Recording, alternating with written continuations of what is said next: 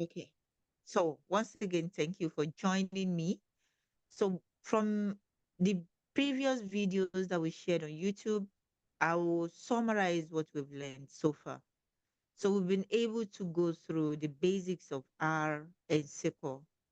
We've learned about the data types and some of the functions, variables.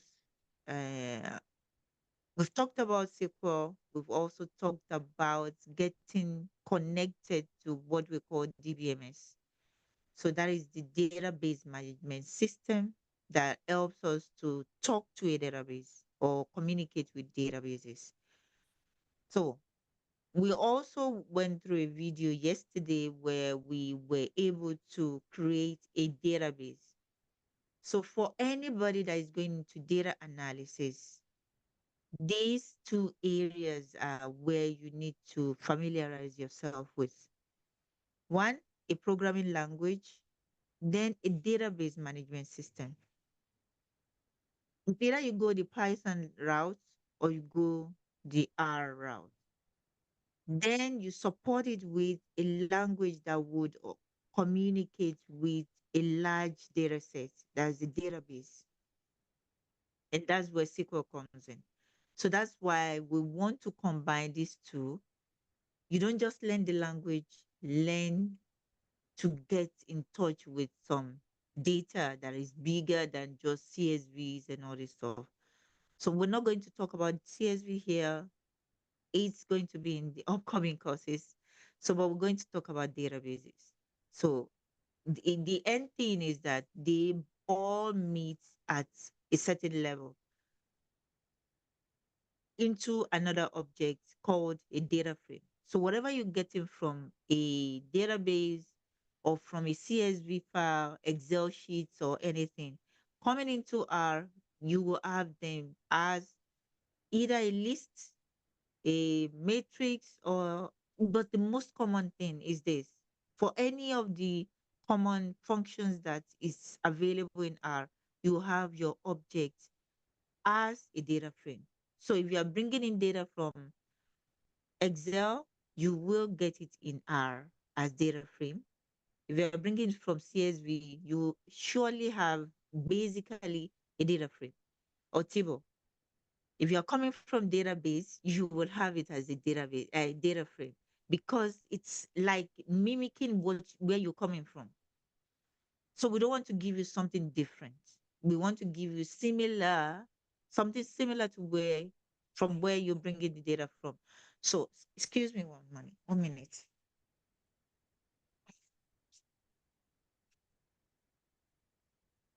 Okay. Uh-huh. So that is the end result that you're going to be dealing with. So it's going to be like, okay, I'm doing the same thing, but I'm just coming from maybe Lagos, Abuja, I'm coming from Owerri. Okay, then we're meeting where? We're meeting in Abuja. So that is just it. So don't get lost, don't get confused. I would always be bringing back all what we've learned, trying to tie the knots together. That is the reality of how you can learn, not just all the terms. It's going to be too much. So without so much about the summary, I'm going to load this package from the videos that we had. If you want to install anything, any package, just go ahead and type this and put any of the packages that you've seen here that is being loaded using the library function. Just put that name here in case you don't have it on your system. So all you do is DBI like this, then you'll be able to run it. So I'll comment this out. So when you want to comment something that you don't want to be executed in R, always start with the pound sign or hash key or something. Depends on what you want to call it. So this is just the way you can comment something out, or you use the shortcut that is Shift Control C. And if you have the cursor there, Shift Control C will uncomment your code and will also comment it out. So that is the way you can mm, really get used to it. So that is that. So I have four packages here. That is DBI, Okay, database interface, the dbplyr, that's the language, the dplyr language for the database. Then DocDB, that is fast, very fast. It's a, can take large data set. That's DocDB. If you research into it, it's just like a normal SQL kind of interface that, okay, DBMS as well. So, but it's very fast. And in process means that as much as your data is big, you can still have it on your local system. So you don't have to go break the bank to have a cloud space for your data. No, you can have as much as 1 gigabytes of data registered in your local system with DocDB. And that's why it's the in thing now. That's why I don't want to go with SQLite or something. No, we might want to work with more bigger size of data. So DocDB is very fast and can take more data sets. So the last one is our trusty tidyverse. It's it's the if you have this, I think you can make money. Okay, so if you understand how to use tidyverse really well and basics of statistics, you can make your money. I think Mujib, if you want to rule it out, I think you should be able to say something here. But tidyverse gives you the opportunity to do a lot with your data, no matter how dirty your data is. I'm talking about data that does not make sense. You can deal with it most of the time, like 90% with tidyverse. So you might get some help from elsewhere, but tidyverse could do majorly most of the work for you. So that is that. So I believe I will load this now. Okay. So if you're able to do something with the videos that we had, then you'll be able to fix it. Although I didn't share the code, so I want people to be present here. Then I'll share the repo with you guys later. So I'm going to connect to the database that I've been using earlier from the previous videos. That's the coffee underscore DB database within the DocDB DBMS. So it's an in process. And if I open, okay, the file now. So you have it, it's inside of my projects folder. It's right here. So you can look at the size, 3.3, and I have up to 1,000 rows for the employees or something. So, but it can still take as much more than that. I've used it with so many databases and it's very fast. So that is for this one. So now what I have here is a connection. I'm connecting to a DocDB DBMS, and I'm also connecting to a database with the name coffee underscore DB. I hope that is clear now. So the next thing is this.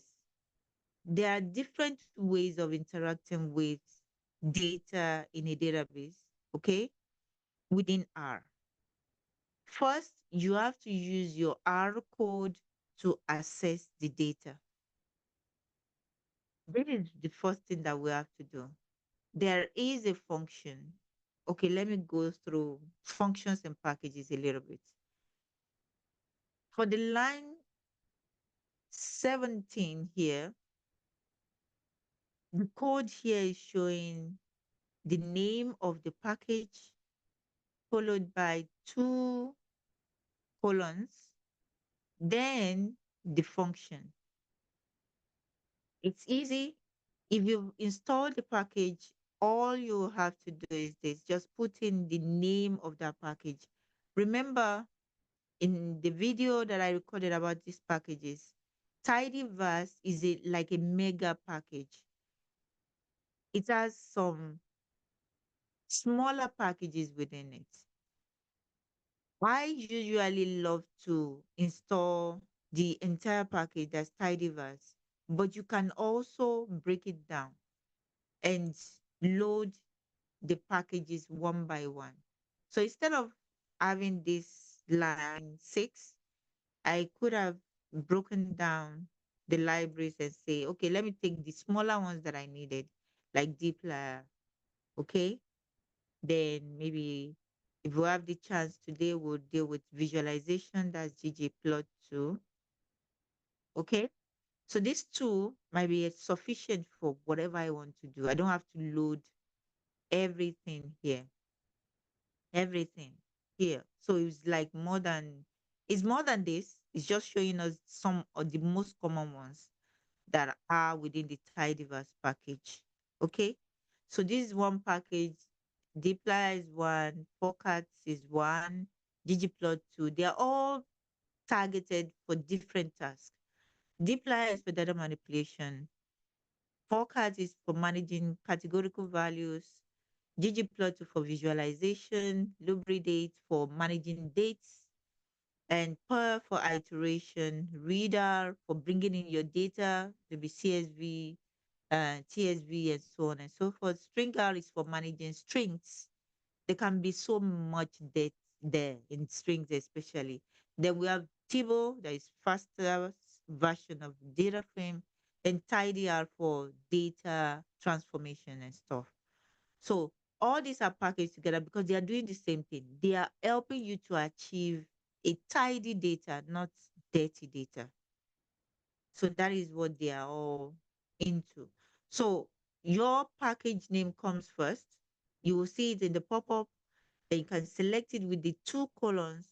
Then you have access to all the functions here. So like the table function, okay? So this is how you get access to your function. And if there is any tutorial that you're coming across and you don't understand what they are actually doing, yeah, they can't write everything in any tutorial, but you can get more information about anything, any function that they've used, provided the package is there and there's documentation for it. You'll always be able to um, get information using the question mark and just type the name of the function without the parentheses, then click Control Enter. Then you'll be able to get information about it. You will know, okay, what am I supposed to put in? Is there any other arguments and so on and so forth. So that is for this one. Or you come to this pane, click on this pane and type in here, maybe table, the same table, select it, and it's going to display the same thing. Or I want to say collect, okay? So it's going to display the information automatically. So that is for getting help. And the last resort would be that maybe you have to go online. Okay. But most of all these packages, they have documentations that could help you within our studio. So let's go ahead now. So to get access to any of the tables inside of your database within R, you can say maybe if you don't know the tables that are there, DB lists, um, list tables. Okay, so you just put in the name of the connection, then you'll be able to get access to all the tables that are there. Okay, so this is just, it's as easy as this. All you just need to know is that, okay, if I'm working with databases, what do I need? The functions that I needed. Where is even this function coming from? You should know where it's coming from. All those basic steps, A, B, C, D, make sure you know that it's not about cramming, but by the time you practice over and over again, you will get used to it. So if I want to create a new table now, I know that, okay, I need to have a query that will help me to do that. So it's going to be kind of DB execute. That's what is from the DBI package now. So all these functions that helps you either to create your this thing, your database objects, they are coming from this package DBI. For interaction is DB and dplyr. So the doc DB takes you there, gets you connected with your database. That's it's as simple as that. So for me to be able to see what is inside any of the tables, I need this function from dplyr package to get it for me. So what I need is the connection. That's the first one. Then the name of the table that I want to access. So it's as simple as table, the function is there. Press the tab key, you'll be able to see something, the arguments that you need. Then you'll be able to give it the um all the form information that is needed. Then you give the name of uh the table. So that will give you the information here.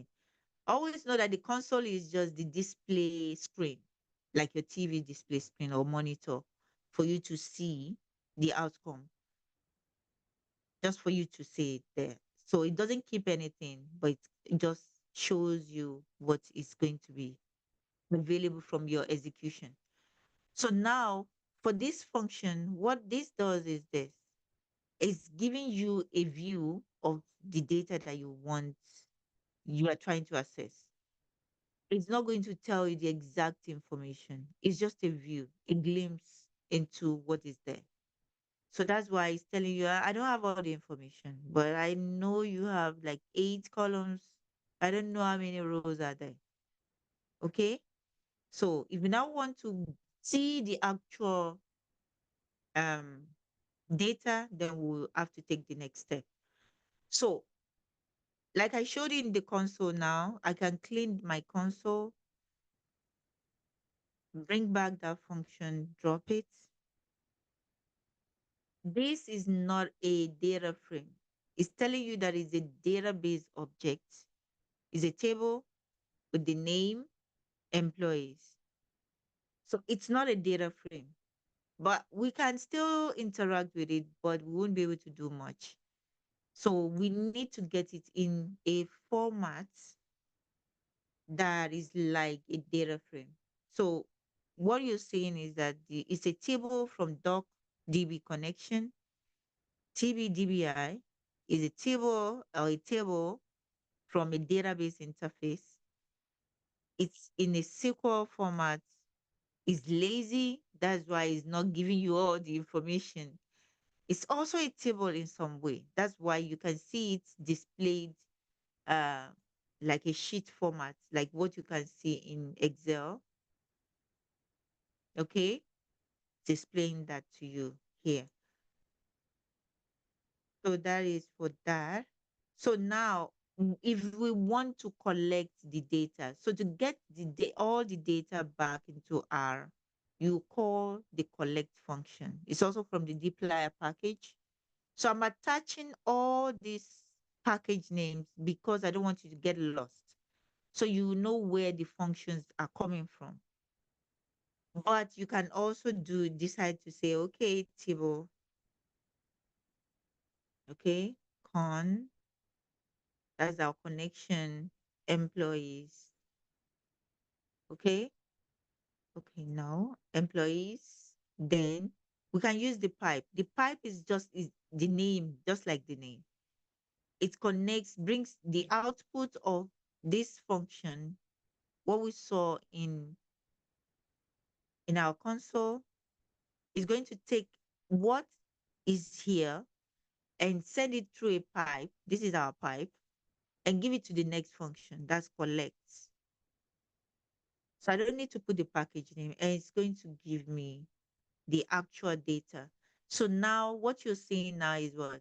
It's a table. That's a data frame that is fast, is much more efficient than just the old data frame.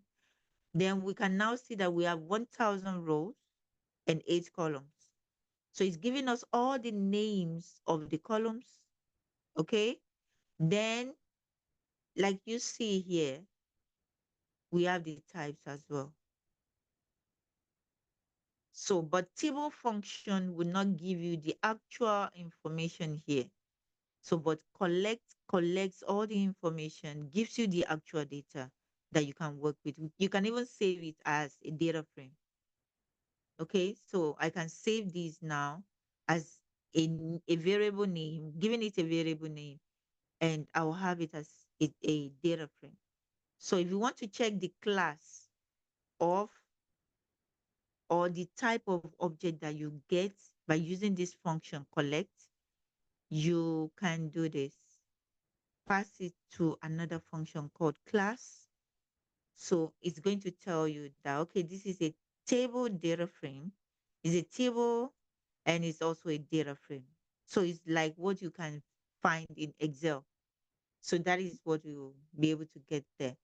So I can decide now that, okay, I want to save this. So let me say my employee table. Let's just give it that way. Then I assign it. So this is my variable name or object name. Then this is the assignment operator. So whatever is here will be saved inside of this named object. So if I run this, I should have it in my environment now. So this is it. You can see 1,000 observations and 8 variables. So if I click this now, I should be able to see something like Excel sheet here now. So you can see everything is being displayed to me and I can see all the information here. So it's very simple. So if you have any question, please kindly stop me. I would be able to answer your questions now. Okay. So the same thing goes for the other shops, the other tables. So you can see the tables here, they are all displayed, but not the actual data frame object that we're looking forward to. So for us to be able to do that, we can also use convert everything to table. Convert the database object that we get from here and we convert it to a table, which is going to be a better version of data frame. So that is for this one. So I want to create all this and save them into my environment. So run this. Then we check the type. You'll see that it's a table and also a data frame. So using the table function gives us like kind of multiple steps to get our data. So, but if you want to get it in just a type as a data frame, then you use this DB read table. So this is from the DBI package. So I would show you that DBI package DB read table.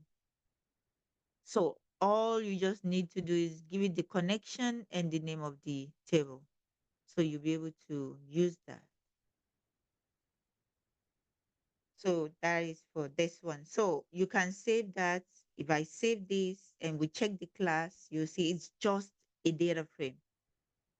You can't refer to it as a table. That's a smart data frame. No. So it's just a table. So the same thing goes for all these ones. I'm just trying to create that so you see it there. So at this point,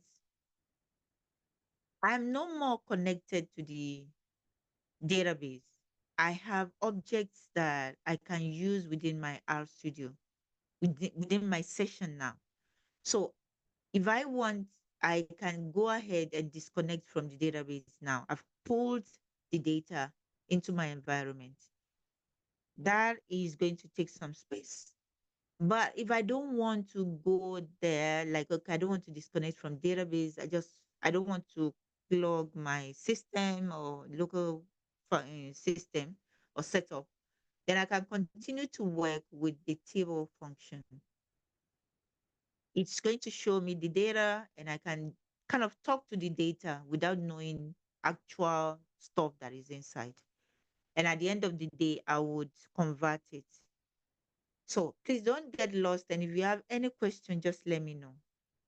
So before I go into working from the database, or I don't want to disconnect from database, let's talk about, now that I have some data frames here, let's talk about, if I get the data from maybe a CSV, a TSV, or any other form, Excel sheets or so, I can communicate, or okay, I'm having challenge opening my R Studio.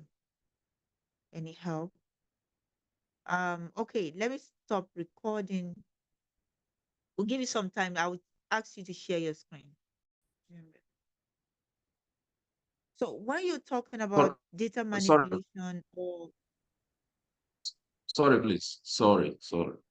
Um, you have a I don't question? really have a question. I just, not really. Maybe it's not something.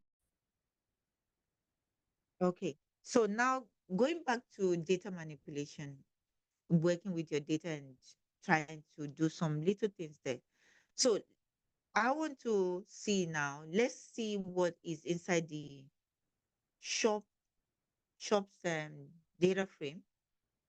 So in dplyr, the package dplyr, this one, we can do a lot here. We can select some columns there, or we select all the columns from that data frame. So I say shops.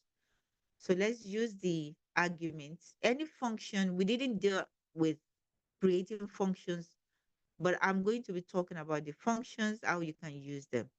You can also create your own functions, and that is beyond these 2 days workshop. So if you press the tab key, it's going to ask for where is the data. So the data is here. I have it in my environment. So I've given it the data. So I'll put a comma in case there is any other information it's going to request from me. So the dot, dot, dot, these 3 dots means that you can give any other information. Any other information is maybe the columns now. So the columns that we're going to be looking at, I want all the columns that I can have here, or you can decide that, okay, let me look at um sorry. So shops, you can call the name, then you'll be able to see the columns that you have here. Okay. And if you don't know how to use the function, like I said, just put a question mark. Okay, oh, I know, sir. I don't know. I want to use the broken English. I don't know how to use this function. Help me. So you have the documentation, and it's going to show you everything how to use this function. Okay. So it's going to show you everything here. Examples that you can copy and use as well. So I'm going to just go ahead and say, okay, maybe let's go for coffee, coffee shop. That will be coffee shop. ID. Okay. So if I select that, that means I'm looking for, I want to select only one column. So this is just one column. Just like what you would do, you can delete the other columns and have only one column. Or you say that, okay, I'll just put another one. Which other? That's the coffee shop name. Coffee shop underscore name. Okay. So you have the two now. I hope we're together. Okay. So this is going to help you to select some columns. Another thing you can do is that maybe you don't want to see all the columns, like that of the employees table or the data frame. I can say employees. Okay, DF now is going to bring down all the 1,000 rows, which is too much to be displayed in the console. So what you need to do is this. You can use that select function. Okay, so select employees. data frame, comma, I can decide to select maybe the first two columns. Okay, I can say one, maybe the first five, let's say five. So one, that's the range. I can say 1 to 5. So, but it's still not going to display everything here. Then the next thing would be, I want to use another function. Okay, so that function is what we call slice. Okay, so I can say 1 to 10. So, so here I'm having 5 columns, 1, 2, 3, 4, 5, and only 10 rows. Okay, only 10 rows. So this is the way you can kind of walk around. And if you don't want to use this one as well, you can still use head for employee. Heads. That's Okay, so fine. this is going to give you, so that will give you the first 6 rows of your data set. So this is it. So the trick I want to make working with R and SQL easy is this. I'm going to be using both the R programming language, and I'll show you the equivalent SQL. So in case SQL query.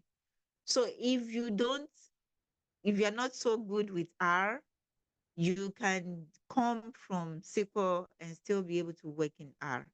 And if you are able to master what you have in R, you can generate your SQL query within R and be able to share it with anybody. So they won't know your secret. That is my, but one thing is this, you have to be comfortable with making mistakes. You can make mistakes, but it's fun for you to do this. So all this information that is the code that is R code, we're not going to go too much into it because we are going to move faster now. I'm going to show you how to do that. So select statement, these are the select statement that we've been using. Okay. Now I'm not going to use the select statement alone. We're going to use it and we're also going to generate the query. So if I call this function now, we're used to it, the table function that we're using before is going to give us everything about the data, but it's not going to give us any information that is concrete because it's lazy. So now we can use another function here. We know this is the data and we want to see the query that could bring out that information. Okay, so I will use this function. This is an object. I will push it through a pipe, let's say like a pipe like this. I'll push it through the pipe to go into the next function, that is the show query. So this is now going to generate a SQL query for you. So if I run the entire code now, you you will see I'm bringing it back. This is the object, but if I want to generate a query, a SQL query, I'll use this function to do the trick for me. So it's going to convert the R code that is bringing in this value, is now going to convert it to a SQL query. So I will do this. So you can see now we're selecting all from employees. That is the query. So what I can do is this, if I don't want to, maybe I have the database, maybe a SQLite database, I can copy this out, copy this query. If I don't understand SQL, I can copy this out and go to any script or write it even within RA. Click on this, dump it here, and take it. Now it's saying that, okay, it's using SQLite. I can use this, generate all the codes, this SQL query from within R, save it in a SQL script, and take it to SQLite. So in case maybe my boss said, okay, you use only SQL queries, I can do that and won't know my secret. So that is where the beauty of R, and all these packages comes in. So if you want to know more about this, the show query, always remember the question mark is just there for you. So you can see it's also from the dplyr package. So just feel comfortable, walk around, continue to learn, and you will be fine. So now that we have the query here, I can still use it on the database. So I copy out this query. This is it here. Select all from employees. I would only need a function from the DBI package. So this is basically talking to the database now using SQL, not R. So R is just helping me to connect and talk to the database. So this is my connection. And this is the SQL statement that I want to push in. So, and if I run this, it's still going to do the same thing for me, although it's not going to be able to display everything. Okay. So it's still doing the same thing that this does. So please don't get lost, but you have the video to yourself. So that is basically what I want you to understand. This is the output using SQL.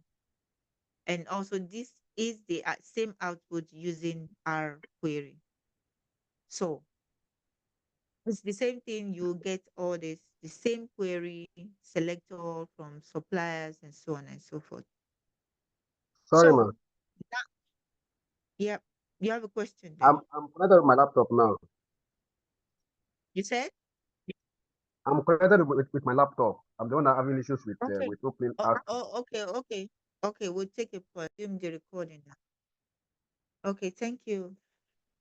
Um, so now all these objects, the object that I'm using here, if I don't want to use this one, I can use another object. But let's stick with what connecting directly to the database because we want to still be connected there. We want to generate the query. That is why we're using this method. So if I select this column and I'm also changing the name of the column, I want to see that query in SQL. So I can do this select statement. Let me copy this out. If I use a data frame that is already here, that's employees, yeah, employees. Data frame, I bring the pipe and I drop this here. It's going to select the employee ID, the first name, but it's now going to change that name to FN. Now, then the last one, that's the last name. So I can select or put the cursor anywhere within the code, then run this. So I'll have the three columns, although it's not going to show everything. It's too much for the console. So I have employee ID.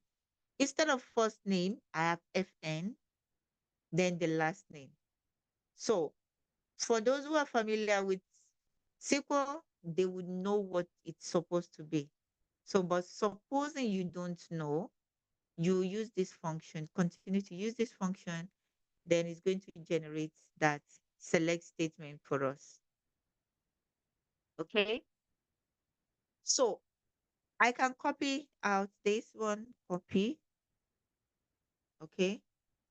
Then I do the same thing like I did here. Just give it to the DB get query, drop this here, then I'll be able to run it. So I'll get the same thing, the three columns. So using SQL query now, okay, using this SQL query. So even if you are in SQLite, MySQL, PostgreSQL, and you use the same query, you get the same output, the same output. So that is that. So that is for selecting columns or variables now. So this is the R code And this is also the R code, but we want to generate the query. So it's the same thing. So either of these two is going to give you the same output. This is connecting to a data frame that we already saved here. Excuse me.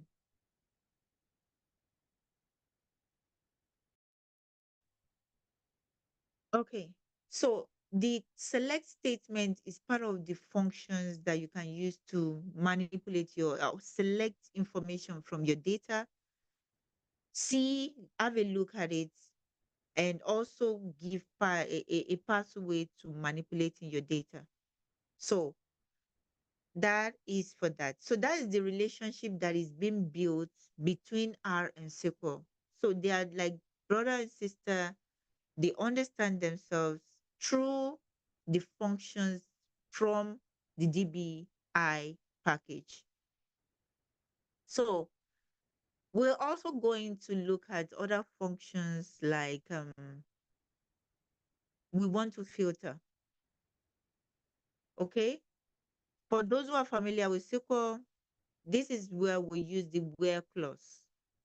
The where clause plus and or. Okay. So if I want to filter my data set for any employee that is earning above $50,000, let's say dollars, I would do this. I will use another function from the dplyr package. Okay. So it's still from the dplyr package. It's going to run. I just didn't put the package name there.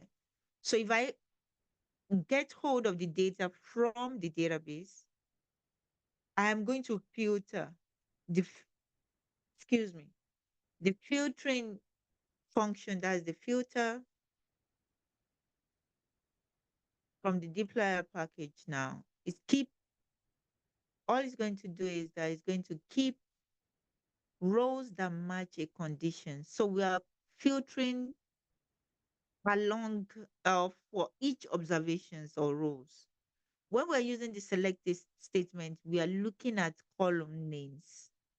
There is more to be done with the select statement, but that will be kind of too much for you to grasp in this class. So I take the basics there.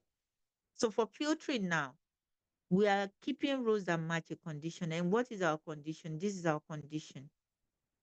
Okay. The salary must be greater than $50,000. So any employee that is earning below $50,000 will not be part of those who are going to be returned. Okay. So that is what we're doing now. So I get the whole data set. I now filter based on this. So it's not going to return the 1,000 employees that are there. So rather, it's going to return only those people that passes or fulfill the condition that we have here.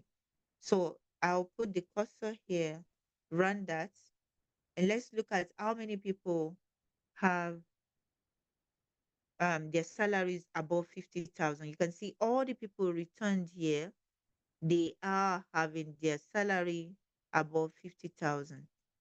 All of them. So they are 10 in number. Okay? So 10 in number. So this now is a complete information.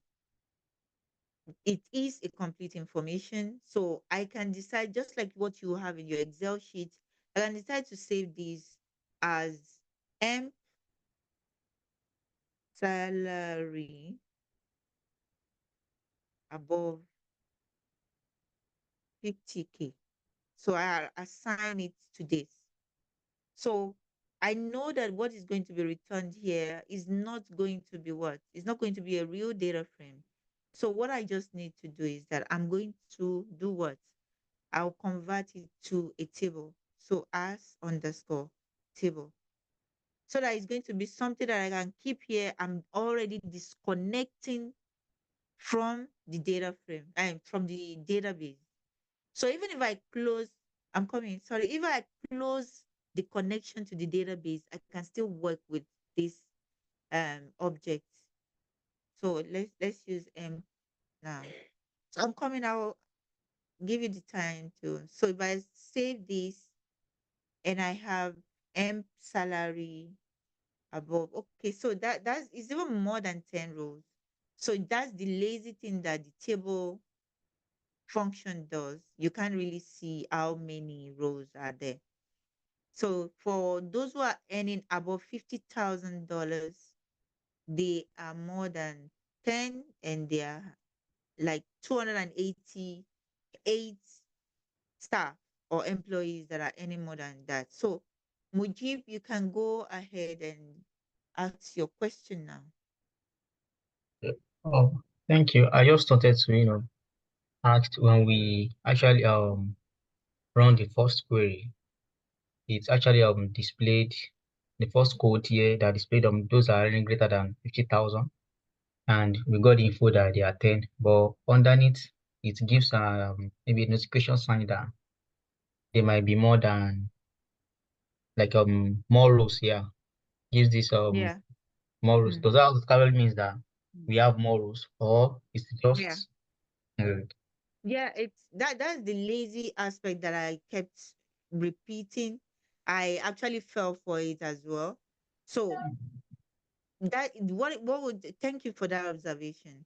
So if you look at this, like the question mark there is telling you that I am not sure of the rows, but what I can see now is that okay, it's 10 that is being shown here. So for me to really have the actual data, that is why it's better for me to convert it to a table. That will help me to extract the actual data. Or instead of this, I can use another method that we talked about, that is collect. So I want to collect the data, the entire data. So this will give me better information. Now you can see that it's telling me the actual figure, the number of observations now. So that's much more better than the lazy way or way of life of the table function. So that is for this one. Or if you want to go another route with using the DBI, different ways. So even if you're going through a program with some other students, you don't have to submit the same thing. You can have a different code from another person. So you don't have to kind of plagiarize or something. No. So we can also pull this out. I use this, push this in, then we do the same thing.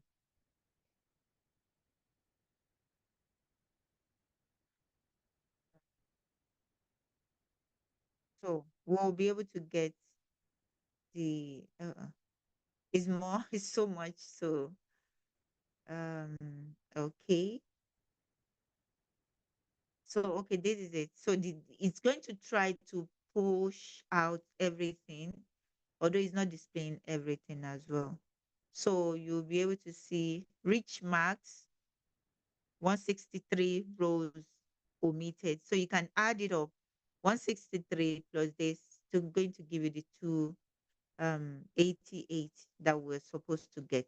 So different ways of getting your data from the database. That's basically what's going on here.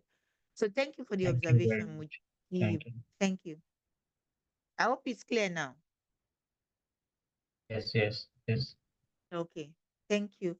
So that is so you can save this and you can now use it maybe in further analysis. So that's what we're trying to achieve here. So the filtering goes on. I'm going to just skip through quickly so that we'll use the time well. So the filtering can also be that, okay, we want employees from the coffee shop with the ID 1. So remember, you cannot filter on any information that is not available in your data sets.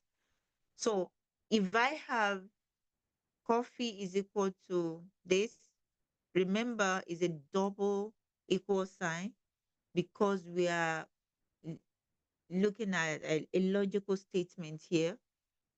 We're not equating coffee ID to this one. We're trying to check if coffee ID is equal to 1. Okay?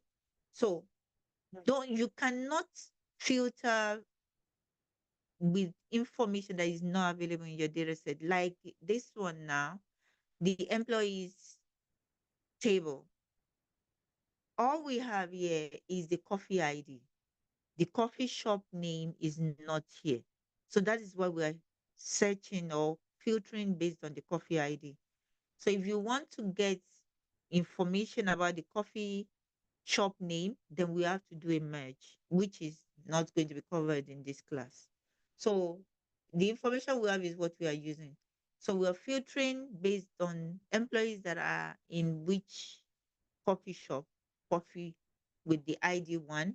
And if you have to go to the shop information, you will know that they work in Common Grounds Coffee Shop. That's the name of the shop, but it's not in employees. So that's why we're using the ID that corresponds to this one.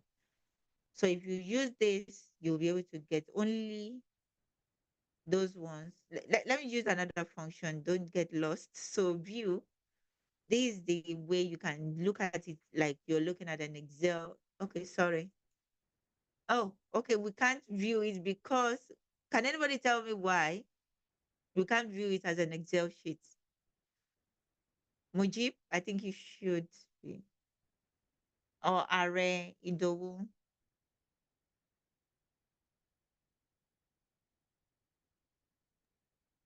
I don't know. I think maybe because it's not stored in Excel formats. Yeah, it's actually a database object that cannot be viewed in a table format. Okay. So that is, if I do this now, then we'll look at what we have in so it's a database object. So it's more like it's not in a table like a real table like format. So all what we need to do is, first of all, we'll convert it to a table.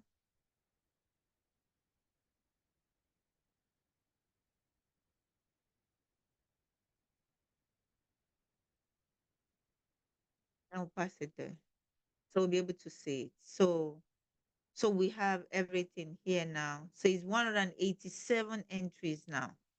So all this stuff, they're only going to be from coffee shop ID 1, all of them, 1. So it's as simple as that. Just know what is coming in and what is going out. With that, you will not make any mistake at all. So here we can fish out the query, and this query is just what you have here. So I'll run that again. Then we have the query. So you can just collect this and save. So the next one is going to be filtering salaries above 50,000, and they are in the coffee shop ID 1, and they are also meal.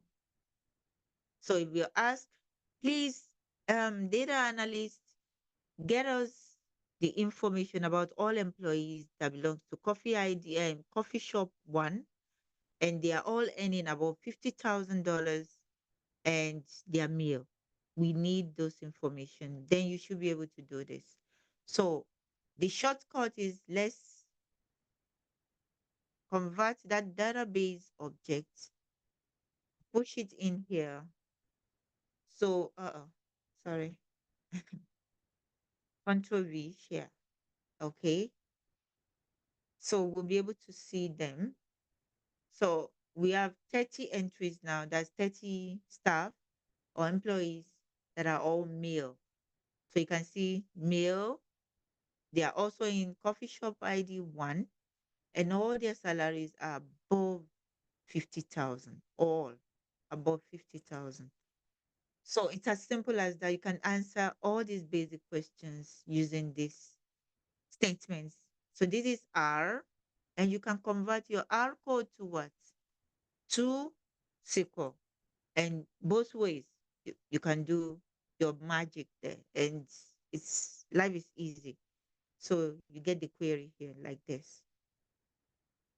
So another thing that you can use, so I'm teaching you how to kind of work with your data, doing selection, data manipulation. So we can look at filtering above 50,000 for the salary, or all these ones here, they must all be true. But when we are using the or statement, either of all these conditions can be true. The others might not be true. Okay? So it's a or statement. So it's either way, this can be true, this might not be true, this can be true. So let's look at that.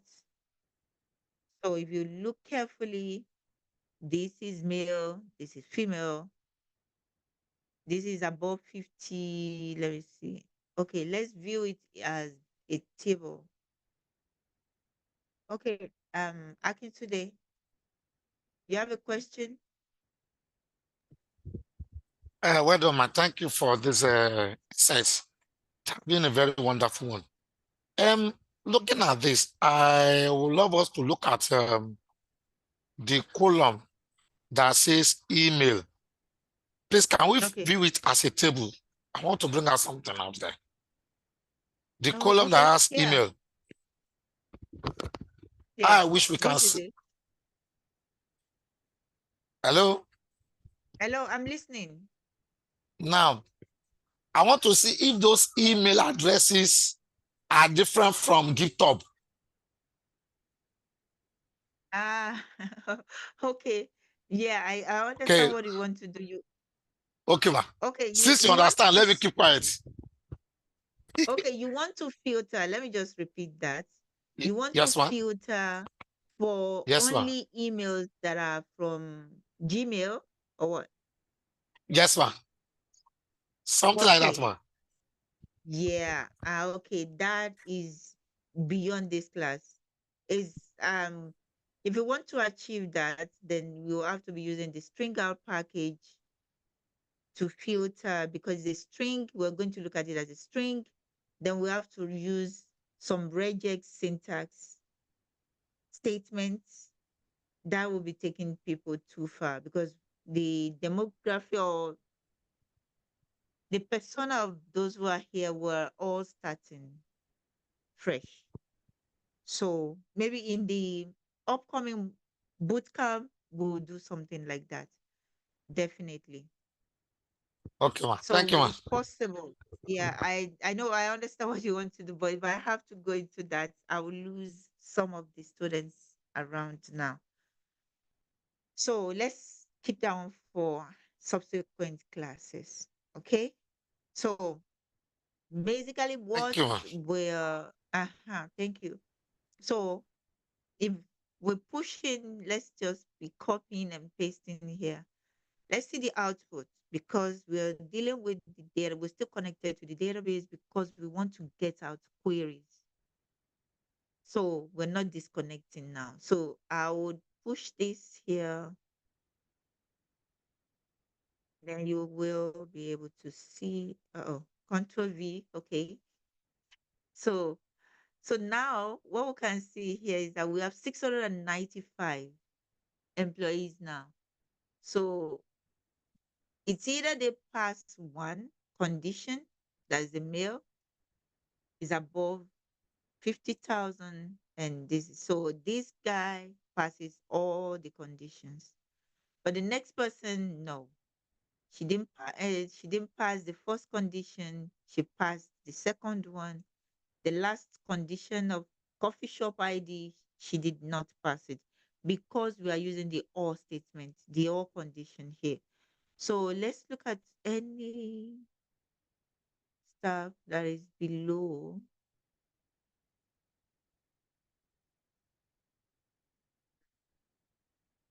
I'm not sure of this one. So what I'm just trying to say here is that they don't have to pass all the conditions. They don't have to.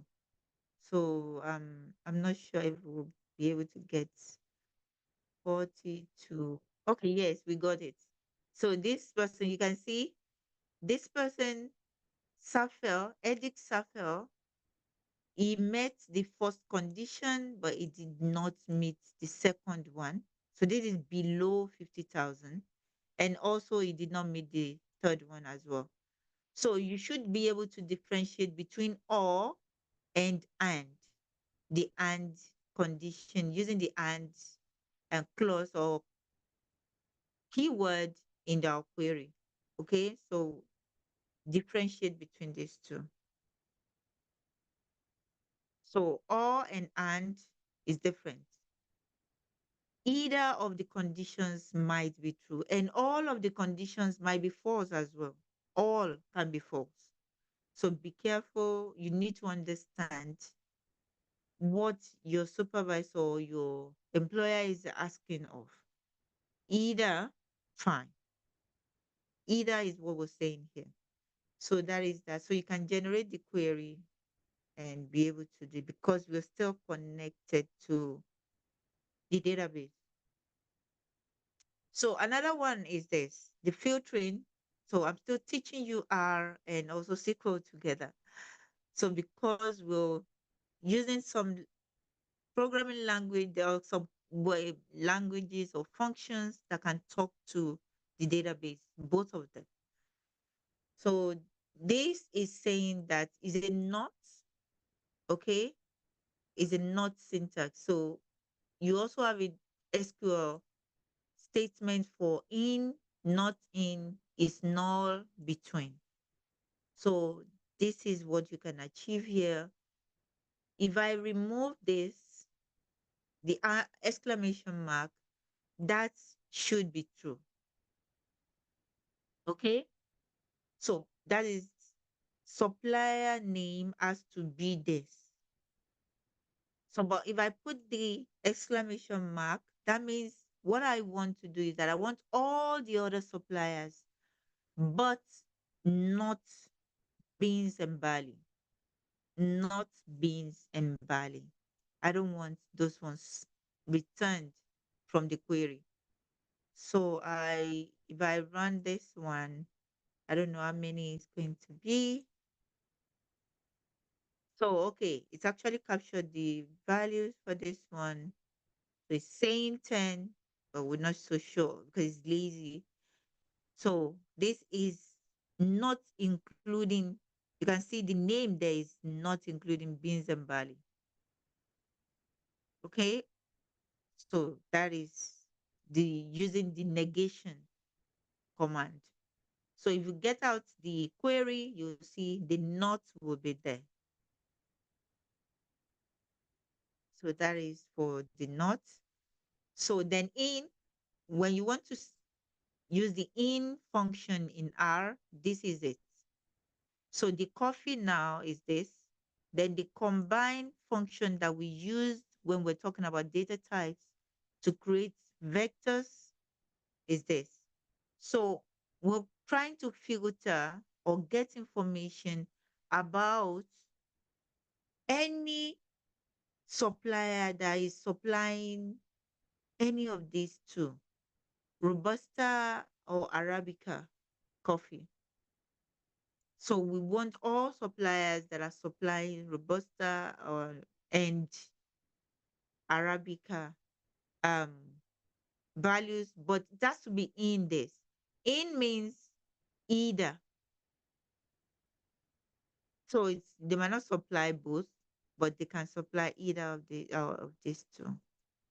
So let's get that out. Oop. So this is it. So you can see these cold beans are supplying Robusta. They are not supplying Arabica. So beans of Valley are the ones supplying Arabica. So that is so you can get the query out. You'll see the in statement there, the in keyword in your where state and query. So it's a much more broader example, but I would just want you to play around with that. This is a gift I want to give. So you can still play around with all this. So the negation is here. You can see that. What we're saying is that it should not be in these two. Okay, not in. So if I run this one, we'll get that they're not part of it. Robusta is not here, Arabica is not here. So the query also goes not, and that's it, in and not. Okay, so it's as easy as that. So you can come from R, get into SQL, and from SQL, get into R. All this query, we've shown you ahead of time that you can push it back, yeah, into R command and still use your query to get out the information you needed.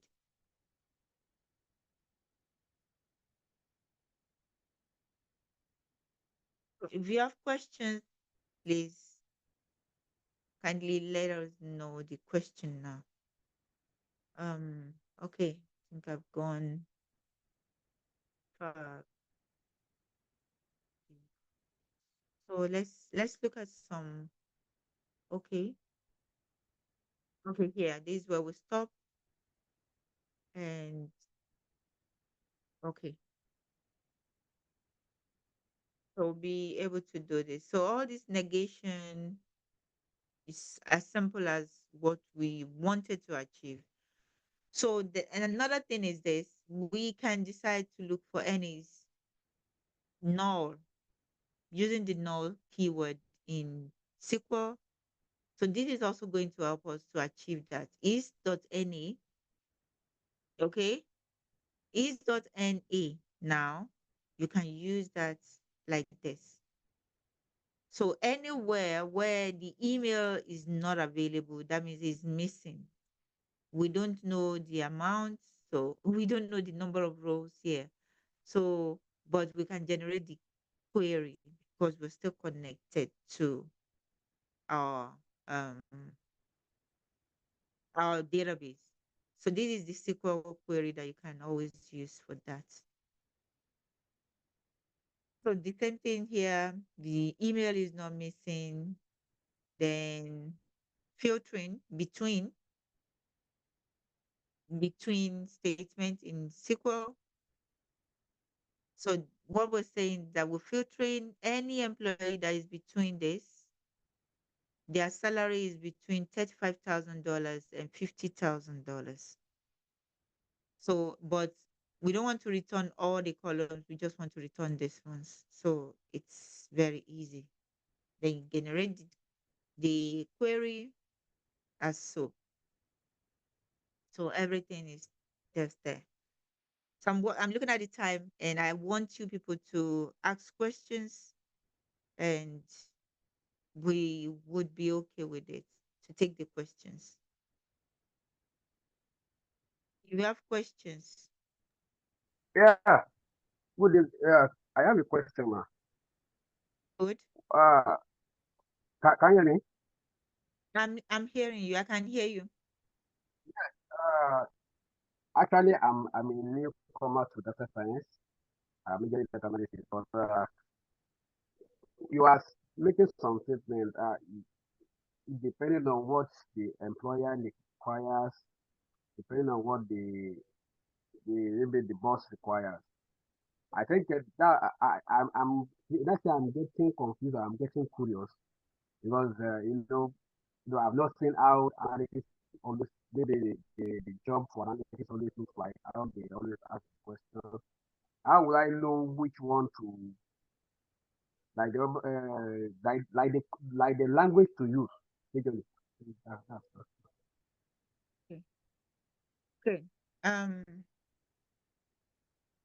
to answer your question, yeah, you're right. Starting from the beginning is not easy, but you, when I'm referring to employers, I have some questions here, or some statements that I added. It's okay. possible for us to have a large information in Excel.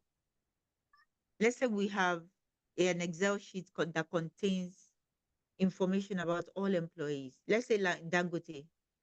I don't know how many staff that are or employees under Dangote group, they might be going to like 20,000 or so.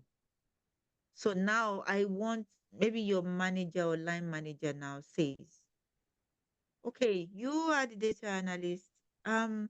We need all those employees that their qualification is below first degree. Maybe we're looking at people with HND, OND, um, high school certificate and all stuff. So what you would do as a data analyst, what would you do? So now that you've given me the task, that's the task that you've been given. As a data analyst, you should be able to do that because they are laymen or they don't understand the language of data. If they have to do that, they have to go through Excel sheet and start searching one by one. Who are those ones without masters, PhD, and above? As a data analyst, what do you think you should do? Maybe from what we've done so far, what should you do? That is the question you have to ask yourself. Yes, yes. What So you do is this. Let's look at the employees table. This is the Excel sheet. yes, There's no gender here. the agenda Okay. here. Okay, gender is here. There's no certificate or Okay. degree column here. Sorry. Okay. So now I don't know.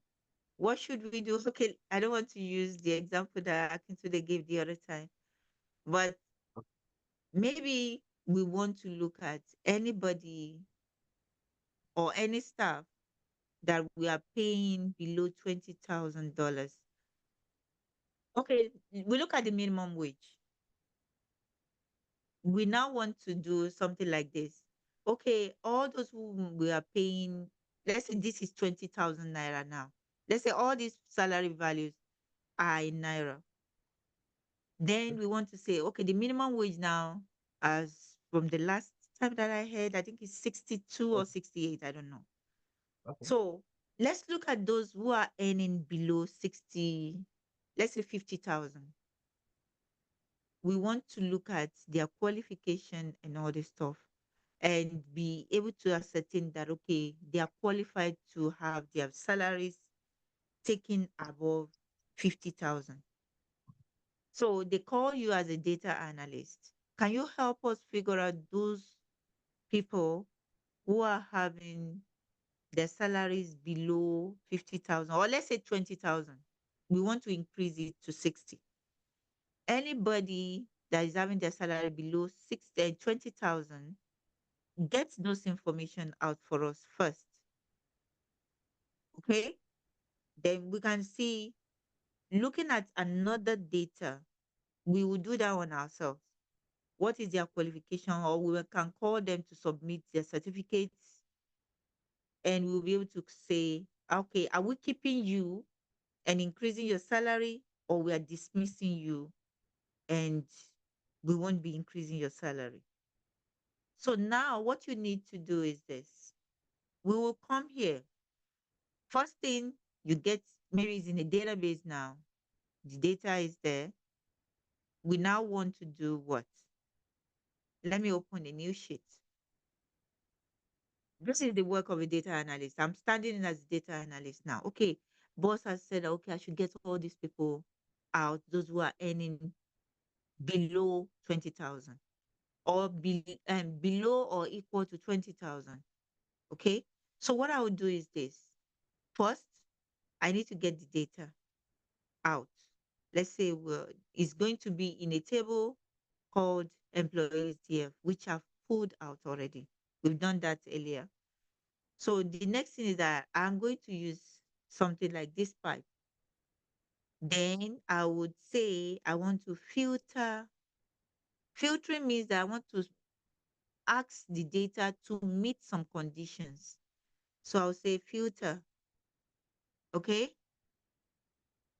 Filter now. What do I want to filter? What's the condition? So salary. The condition is going to affect the salary. So the salary has to be below, that's less than, or equal to 20,000 naira.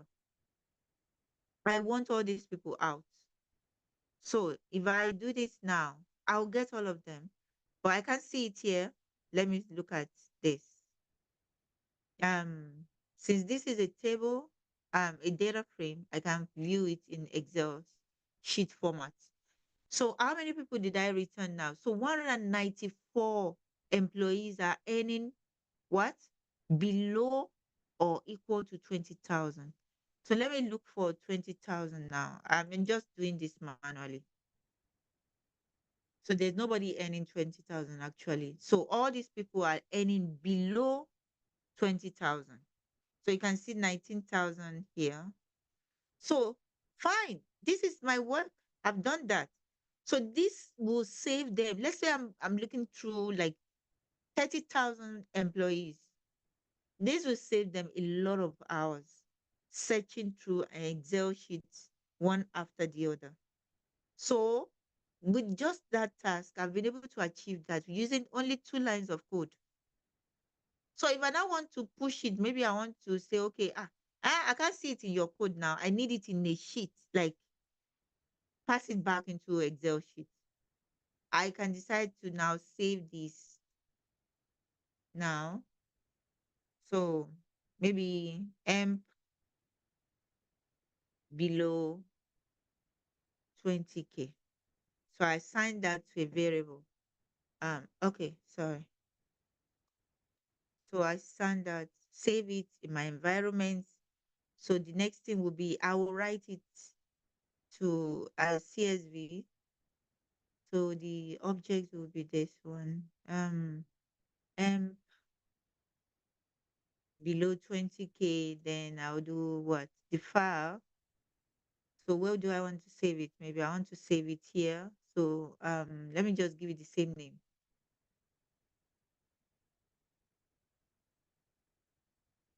Then .csv. Okay. So if I run this line of code now, that information is going to be in my project file. Oh, this is it. So I can, if I go into my folder,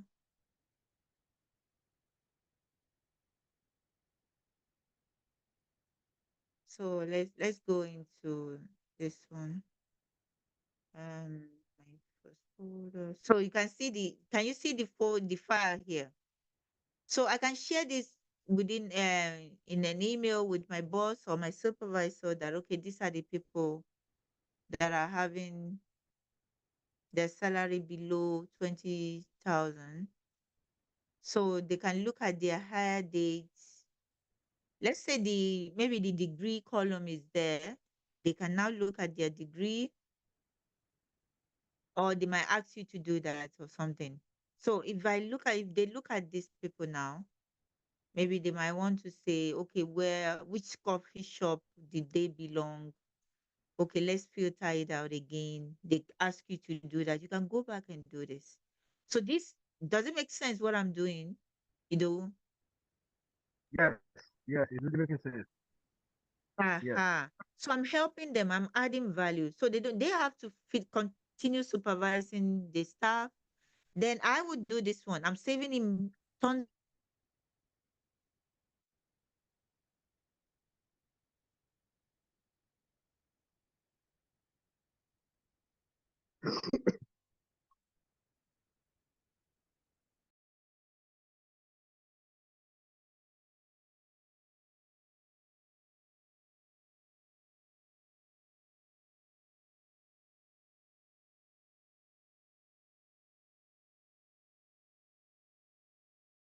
that they are earning below 20,000, but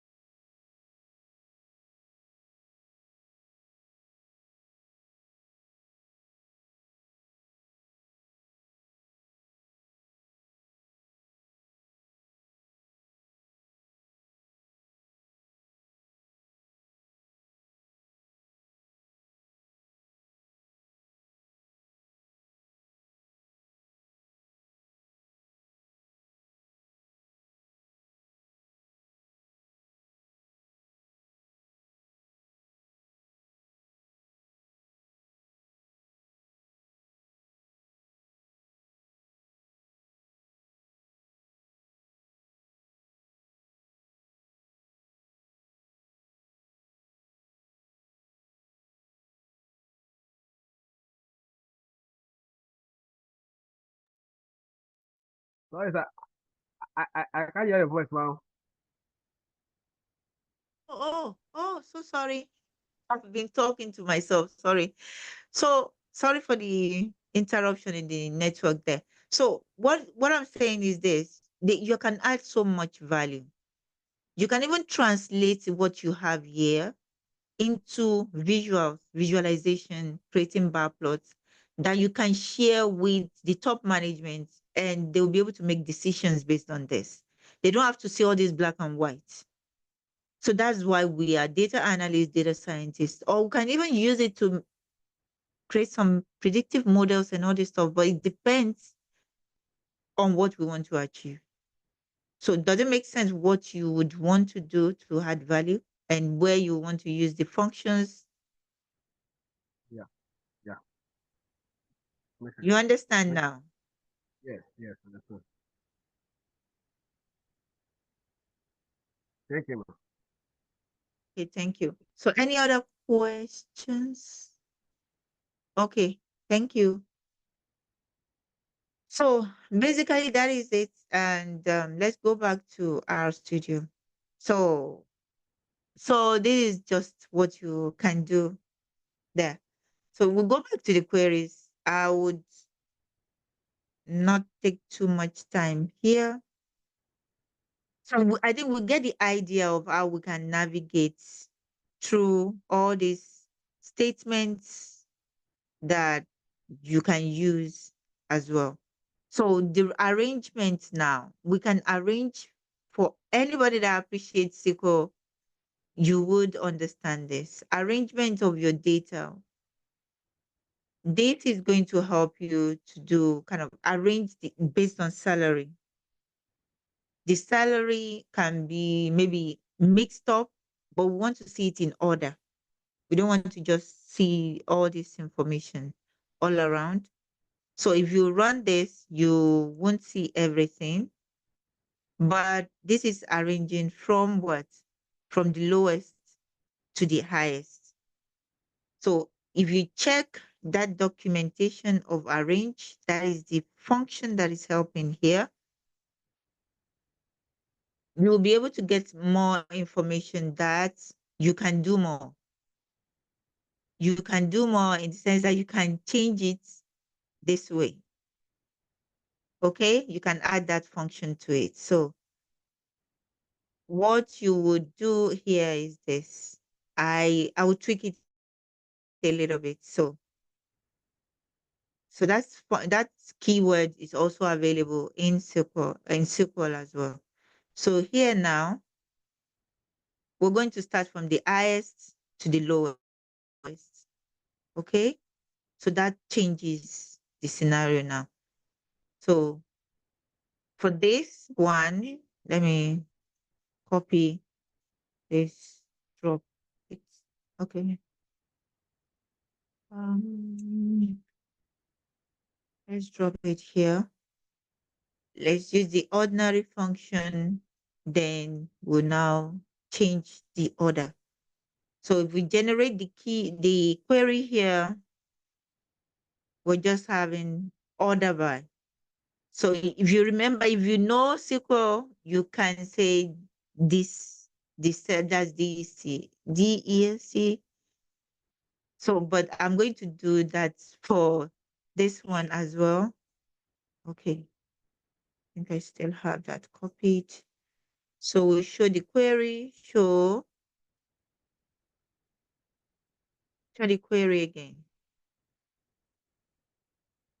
So you can see it's the same thing. So we're speaking Yoruba, speaking Hausa or Igbo. So we're still saying the same thing. So that is ordered by the same thing, ordered by this. The only difference is the DSC. Then the same thing here. So you can learn or master your SQL using R. So that is the beauty of the relationship between the two. So okay, I actually did that, descending order. So that is for that one. Then distinct, you can run this query later So, but I want us to go into visualization as well. We're not going to take much time. So now I want to go into manipulating your data actually. So if you are looking at what we've been doing so far, we've been using the information that we got. What if you want to change some things from the data that you got? Like Akinkumi asked, I'm confused with when to use what function or something. Okay. So we can do more with the data that we're having. Before I go into this example, let's do something like we'll take this. Let's just make it fast a little bit. So the mutate function actually like mutation. We are changing or adding something. So what we're going to do is that we take the data, the lazy one, because we're still connecting to the database, but it doesn't matter. We're still going to go through that laziness and get the data that we needed. So I want to say, let's increase this salary of everybody by maybe 25%. Okay. So so that would be okay. Increased okay.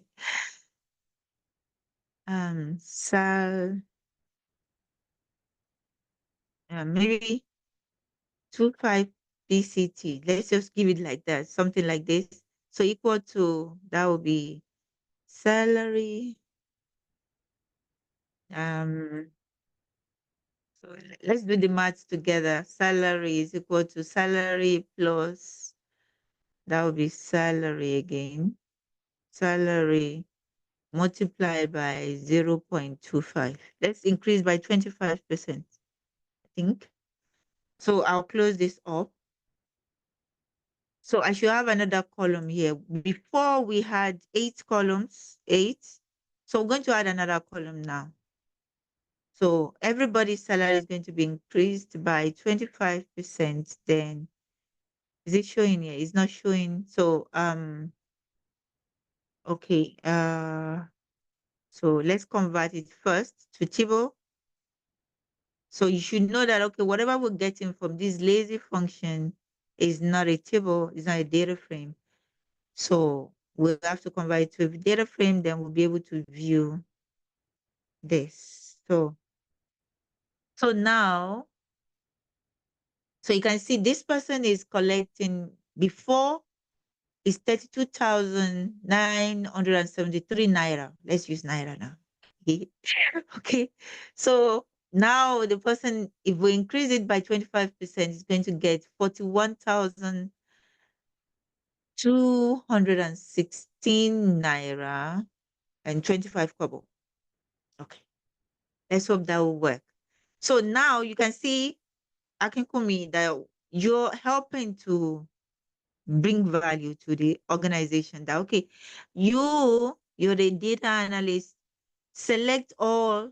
We can go back and say, we'll filtering filter. So anybody that has salary, let's start with that. Salary less than 20,000. 20,000 naira. Then we do this. So let's do that now. So all these people, we have their salaries increased by 25%. So from 15,000, the person is going to get 19,000 and above now, and so on and so forth. So this is what you can do, Akinkumi. You can do this and to help them. So the only thing the HR needs to do is to validate what you've done, and now maybe pass it to the accountant. They get approval, and voila, everything is good. They did something great. So are we together? Do you get something from that? Yes, yes. Okay, awesome. So that is for that one. So now what we want to do is this.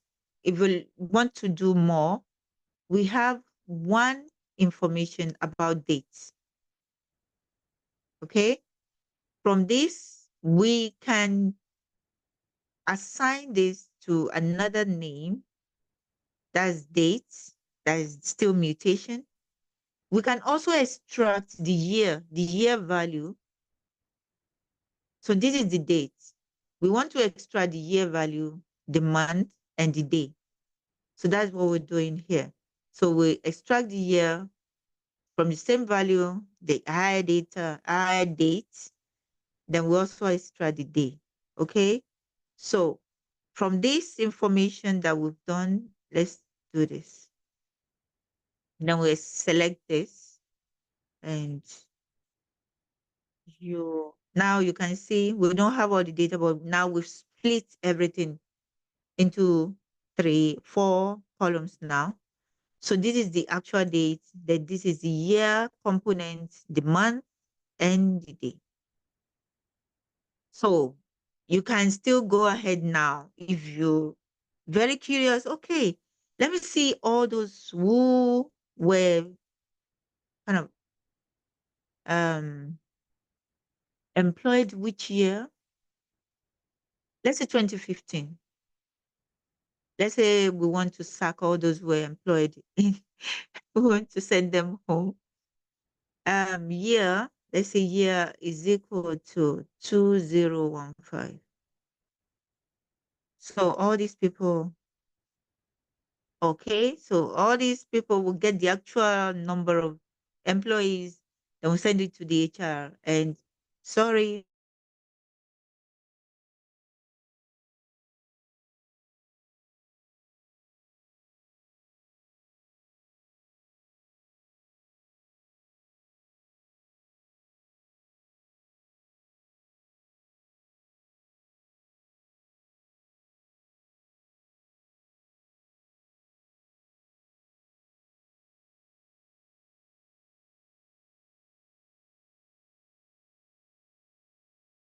to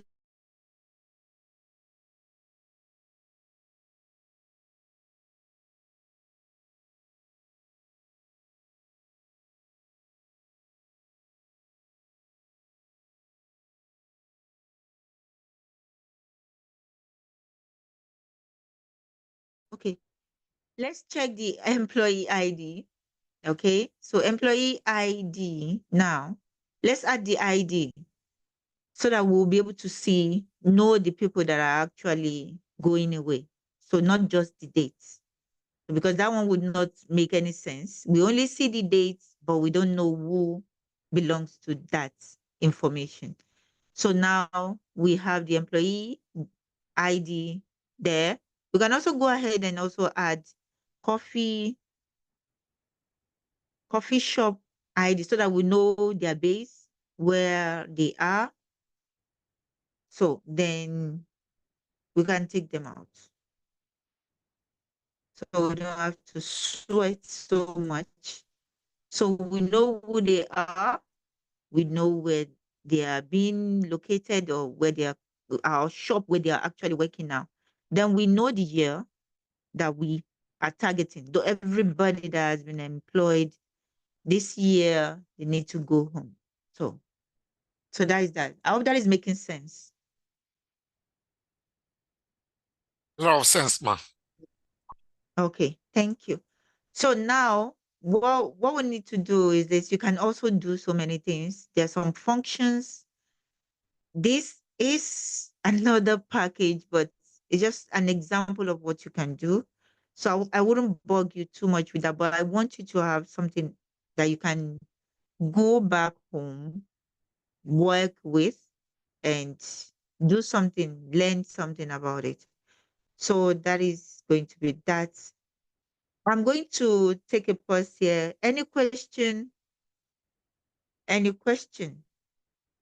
So I'll pause the recording again. So the mutation that I'm talking about is going to be achieved using this function. Okay. So you can do anything you want with the information you have. What we have here is that the information here is this and this. Okay. So if I run this function, it's beyond this class. Okay. It's just an example. It's going to convert everything here to capital letter, all caps. all caps. So, and if you want to change it to lower,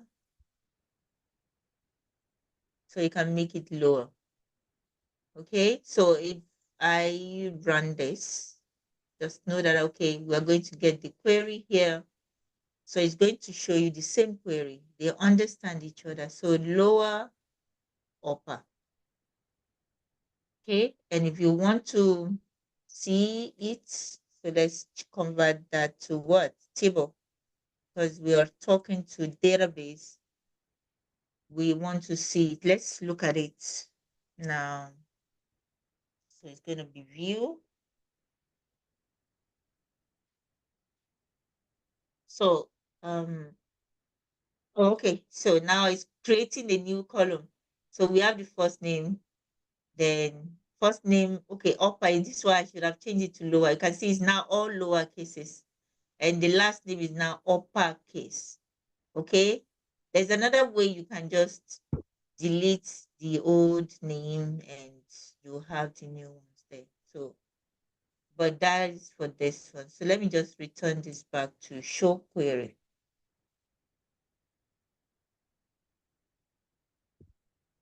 Okay, so that is that. So lowercase first and last. So this is the same thing we can do here. So I'm not going to take too much time there. So, so it's the same thing. We are just combining concatenation. All these generate the queries, then run it in any DBMS to work. Postgre, SQL, MySQL, and so on and so forth. There's just little difference in between. So this is just what we can do. So that's mutate now. Okay, awesome. I think we've come to the end of this script. So I just want to show some examples for the, so let me see. Okay. So let's see. Let's see. So let's look at a typical way you can make sense of the data. Okay. So we've created all this, but I don't want to run through this again. As a data analyst, you have to do some little bit of research into your data. And that is where we use some functions to do some statistical analysis or summary of your data. Don't be scared of the word statistics. Statistics just means that we want to get some overview of our data. So this function summary now,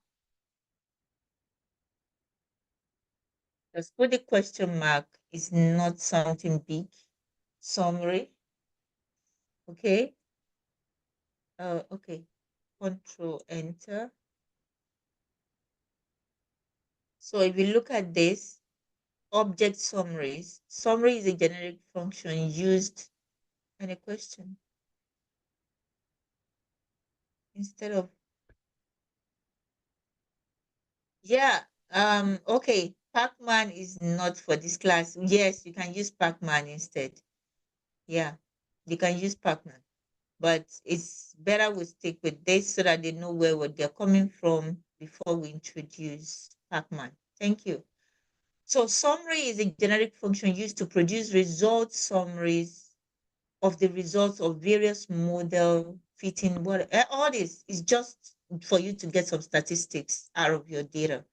So for this one, I'm running it on okay. Oh, okay, let me just run this. We are using another. I would restart. Let me restart my R Studio. I want to take out all the information here.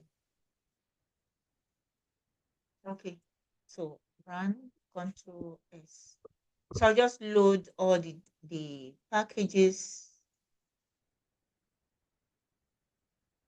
Okay, create the connection. Now I'll get the tables. So we'll have all the tables as data frames now. You can see I'm not using the table function. So that is why I'm able to have this. as data frames in my environment. Okay.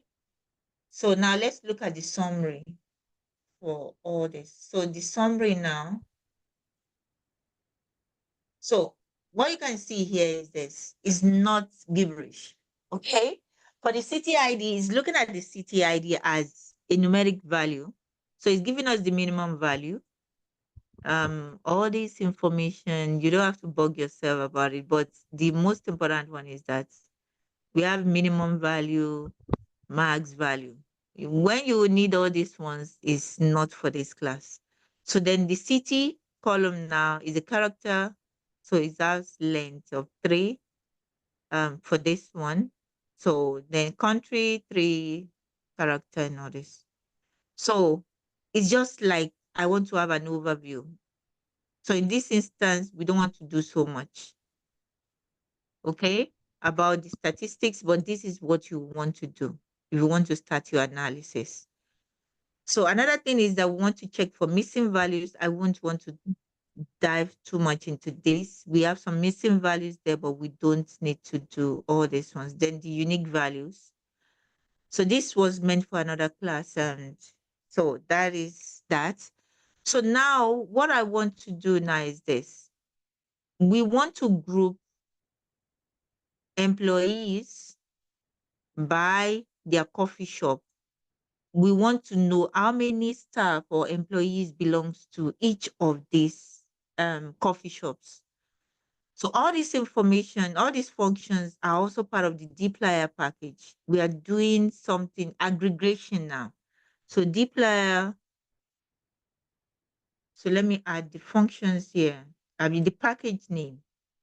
I'll just add to the functions. Okay, so what we are doing is that I pick my data frame where my data is. I want to group each of the observations by the coffee shop. So if I do this, you wouldn't make so much sense of what is there. Okay, so we wouldn't see the groupings there, but it's telling you something that I have 5 groups already created for you. Because the coffee shop, we have 5 locations. No, shops. So we have 5 unique shops. 5. So that's why we are having 5 groups. 5 groups. So now it's already telling me, giving me some information there. So the next thing is this. For each group, count the number of employees there. So we already have the groups and all the employees are already situated in each of these groups. So what this function is doing is that it's now going to create an aggregate. I'm going to have the number of employees for each of these coffee shop ID. So I will do this. Let me run. Now you can see this function N is like a sum, a count. It's going to count the number of employees for each of the IDs and sum them up. Count them and sum them up. So then it will assign it to this. You cannot do this using mutate function. No, because we are summarizing, we are aggregating the information. So you have to come inside of this function to achieve this. So then that is what we're doing here. Okay, so since I have this information, I can save it as a table. That's a data frame. So if I save this, this is a new object that I can work with. So I can glimpse and see what is inside of it. Now, the next thing is going to be, my boss might not like this. Just numbers doesn't make sense like that. Can I just create a visual? Because they say visuals pass more information than just looking at black and white numbers.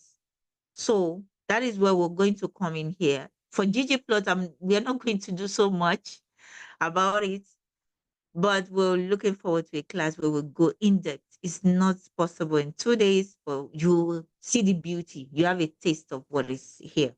So GG plot 2 is the package name. Then we have the GG plot. Okay. So this GG plot is a function that will create a canvas for you. So this is the canvas where your visual is going to be displayed. So the next thing is that you have to understand visuals are created using layers. Different layers. Okay. We have the layer for the data, we have the layer for the geometry, we have the layers for the labels, and so on and so forth. So all these are what you have to get used to. Okay. So I'm going to add the layer for the data here. That's where we'll get the aesthetics. So there is a function here. If I press tab, it's going to accept my data first. So the data that we have is M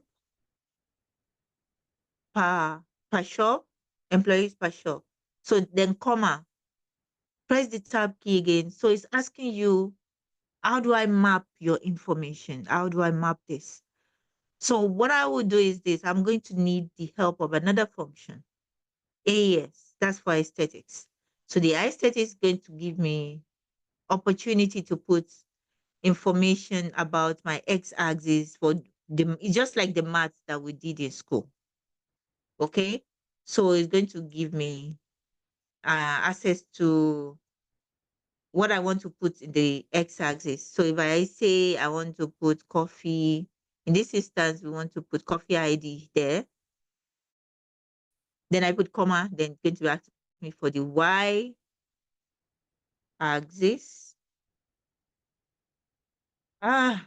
Okay, I'll answer that question. Just let me take it a step at a time. We'll take a step at a time, okay? So that we don't lose those who are just starting.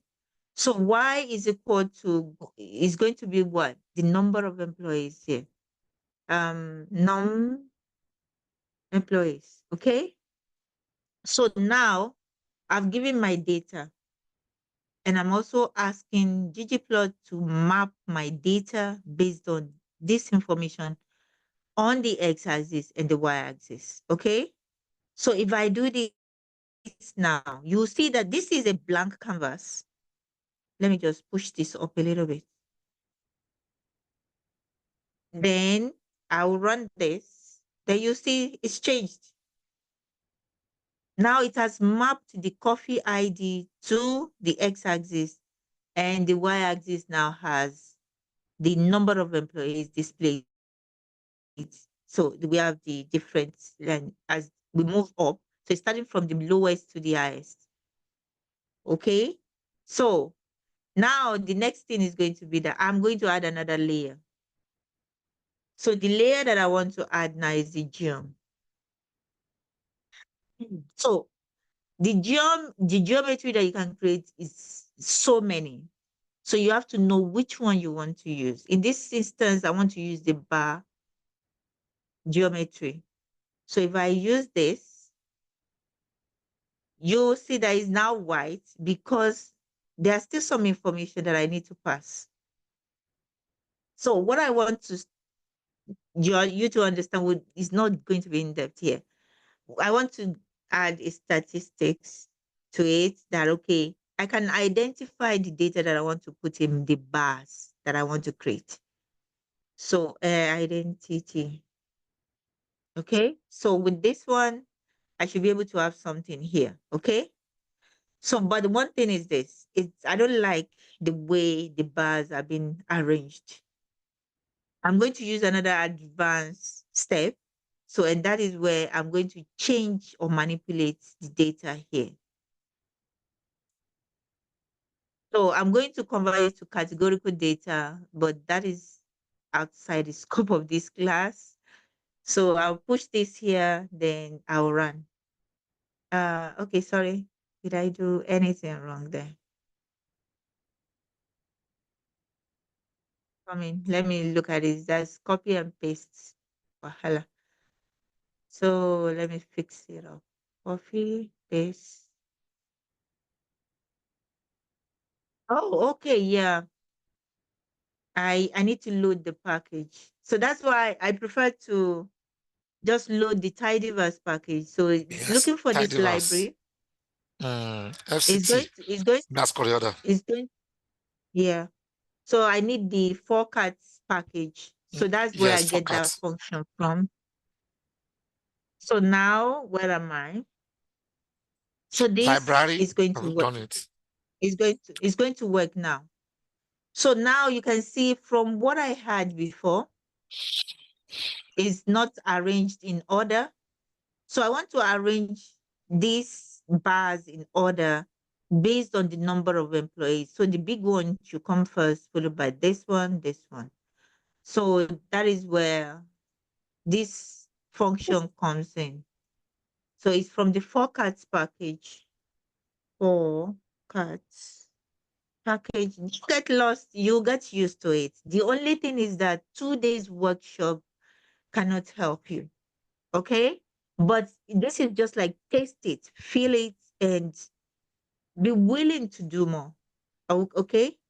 So I'm going to fill the colors because I don't like this gray color. So let's fill the color with this, and I can also change that. Okay, I didn't put the comma. Sorry. Please, my dear, be used to errors. You cannot say you want to program without getting errors. You will see the errors. So, and it's going to help you as much as possible to fix your problem by telling you error, unexpected symbol. If you're used to it, you'll be able to figure it out fast. Or if you can't figure it out, just copy. Okay? Like the last student that I took is a master's student based in the US. So what he's always scared of all these things. I said, no. One thing is this era, you should not be scared of coding because ChatGPT is there for you and the internet. If you get lost, go there. Go use AI to help you. Don't just sit there and say, okay, I give up. No, no, no. Life is much more easier now. The only thing is that ChatGPT has limitation. It will help you to solve your problem, but it will not help you to inscribe everything you've learned in your brain. Practice will do that. So don't give up. Just get used to all these errors. I'm live coding now. I've made some mistakes and I fixed it up. I never, and I've always tell you this. I didn't get to this place 1 year. No, not 1 year, not 2 years.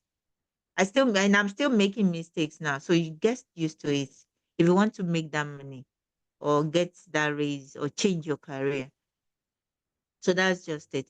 So it's as simple as this. I've gone into a project that I spent like almost 2 days looking for where the problem is. And I think, yeah, I was doing web development or something. Yeah, for my art Mami time sọ now. kíní yẹn lórí nothing do. Hello? Sorry, can you mute yourself, please? If you're not asking questions, just kindly mute yourself. Okay. So a comma can cost you 2 days, 3 days, 5 days, and might make you to even give up on the career. So, but this life now is better. AI is there to help you. And that's why they're saying AI can never take away your job. It can only make it better. So instead of losing 2 days, 3 days, or giving up on your career, ask ChatGPT to help you. Gemini is there, different ones. So, but you cannot even use Gemini or ChatGPT effectively if you don't know what you want to do. So that is just get used to all these problems. If you have problem like this, all you just need to tell ChatGPT is that, okay, hello, I have this code, I ran it, and I got this error. Can you solve the problem for me? And it will fix it within less than minutes. Okay? So don't give up on yourself because you made a mistake. You will continue to do that. And you can't be perfect. Even ChatGPT will make mistakes as well if you don't give it the right thing. it will give you gibberish back. So, but you continue to, okay, no, I need this. Okay, no, this is the way I want it to go. And you continue like that. And you get to master all these things. Okay. And saves you, cuts down the number of hours you can use so much. So that is where all these ones comes in. So if you don't want to use this color, you can always change it. But let's keep that one for another session. So I'll add this so that we don't take too much of the time. Yeah, we'll look at other visuals as well. So you can add the next layer. That is this. The level is good, but you can see non-employees. This doesn't make sense. So we'll add the level to change what it. You can even, it's even worse on the x-axis. It's all these codes. So not be okay to present to an executive. Say, you want me to code or something? So let's change what we have on the labels. So for the title, we need to add the title to the chart that we have. So we said number of employees per coffee shop. Then on the x-axis, we have the ID. Then on the y-axis, we have the number of employees. So if I run this one, it makes sense now. Excuse me. So now we know that, okay, coffee shop 3 has more employees compared to coffee shop 2. So coffee shop 2 has the least. So I don't even need to know the number, but this chart already gives me a lot of information that I can use. Okay. So it's as simple as that. So we look at another visual. Okay. So we want to look at number of shops per city now. And this is where we go another step further. We want to combine two informations. The shops, we're going to join it with the location data frame. So two data frames are being joined together using the left join. And this is also from the dplyr package. So if you put it the dplyr, okay, no, it's just two, then that will be left join. Okay. So the same thing, this group by is also from the dplyr package. Then so we're going to join shops. Shops as what? City ID. The same thing with location. Location also as city ID. The reason why we want to join data frame or information now is because one has one information and there are some missing information that I don't have. So I want to know the names of the city instead of the ID. So that's why I'm joining these two together. So if I join that together, we would have something like this. So now shop has 3 columns, location 3 columns, but we don't have the names like this. So 5 columns, 5 rows, 5 observations. So we use the location table to fit the other information. So now I know city ID 1 is for city Los Angeles, 2 is New York, 3 is London, 1 is Los Angeles, and then New York. So basically we have 2 shops in Los Angeles and the countries are this. Okay. So please feel free to stop me if you have any questions, then I would answer that. Now that we have a data set, now a data frame, we can group by city. So instead of using city ID now, we want to group by city now that we have that information. So if I group by city, so it's going to tell you that I am grouping by city, which is 3. We have 3 unique cities, Los Angeles, New York, and London. Okay. So, and then I want to count the number of shops. So if I do this now, so all I'm going to have is the city and the number of shops. So London has 1, Los Angeles 2, New York 2. Okay. So instead of giving my boss this information, let's save that and give him some pictures that he can look at. So the same thing, I want to arrange the city by the number of shops. That's how many shops do they have. So that it's going to be from the highest number to the lowest. So, and I also want to flip the visual. So now I know a little bit about the shops. So I know there's the same thing for New York and Los Angeles. There's 2. London is just 1. So that's beautiful. So no numbers, no black and white stuff. So the distribution of salaries now. I want to see the distribution for those who are familiar with statistics.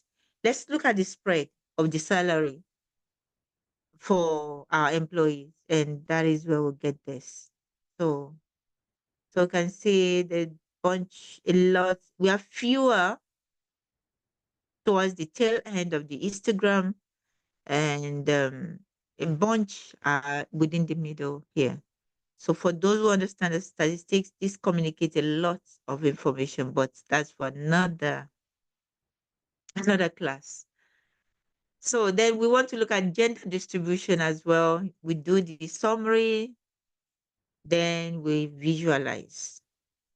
So how many or how, so we have there are fewer males than females. So more of our employees are female, so we are not gender biased. We accommodate and we even went beyond satisfying the female folks. So the number of suppliers per shop, we can also view that using visuals. So we have more suppliers for coffee shop 3 than the same for coffee shop 2 and 5, then 1 and 4. So this is what an analyst would do with our data. I think. Do you have a picture of what a data analyst would do now?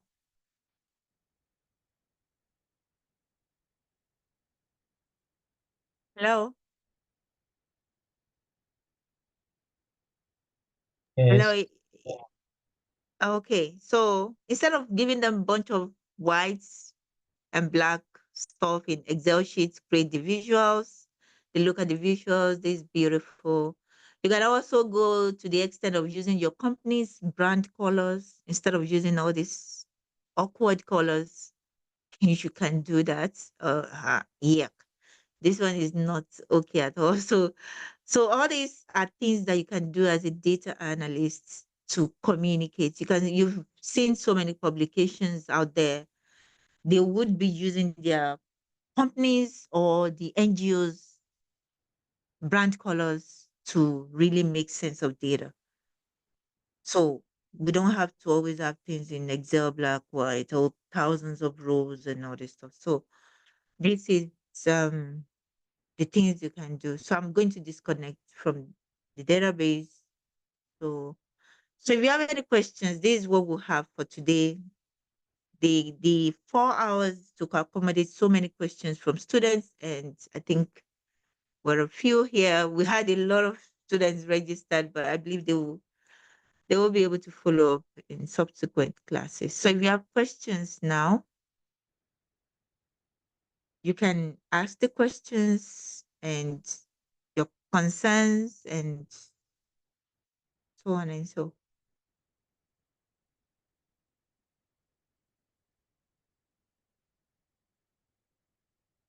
So please, you can share your email directly. I think I wouldn't be able to know all of you like that, But you can share your email directly with me via the chat. Just send it directly. You don't have to send it on direct to the group, to everybody.